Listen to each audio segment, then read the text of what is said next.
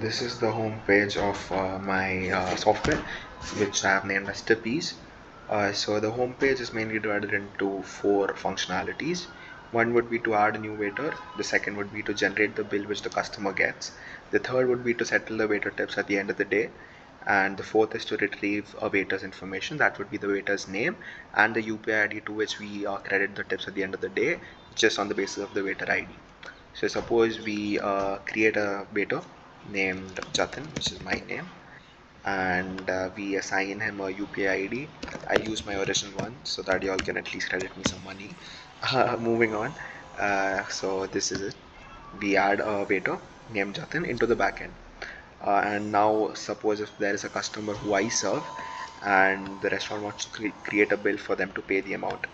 So my waiter ID now was 4 because I was the fourth waiter which was added into the database. I used the waiter ID as 4, and suppose the bill that was to be generated is of 900 rupees, and the table on which the customer was sitting was table number 3. So we'll create the bill. On creating the bill, we just create a QR code which the customer gets. So I'll show you what happens on scanning the QR code. Scanning the QR code, this is what the software opens up. So this is made specifically to be opened on a mobile browser because that is where normal UPI payments happen through.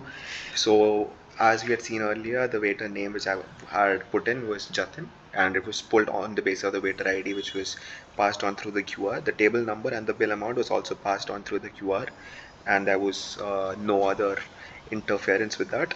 And suppose the customer wants to give me a tip of say 50 rupees, we see the total amount increases from 900 to 50 automatically on the basis of the tip. And on clicking on paying now, a UPI transaction interface should open up once it is linked with Razorpay. And on clicking payment, we can see a thank you page opens up which has the transaction details, which should ideally be recording the UPI ID. All of this goes into the backend database as transactions, where it is marked as a payment is received and the tip amount. And at the end of the day, when the restaurant owner wants to settle the tips, the restaurant owner goes onto this, and my waiter ID was 4.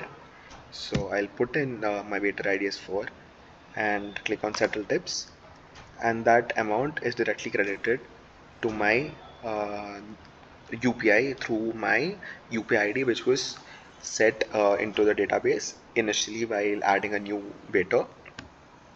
And we'll see my UPI ID as this. By find waiter ID, I'll just input the waiter ID and I'll get both my name and the UPI ID in which the tips are to be settled. So yeah, thank you.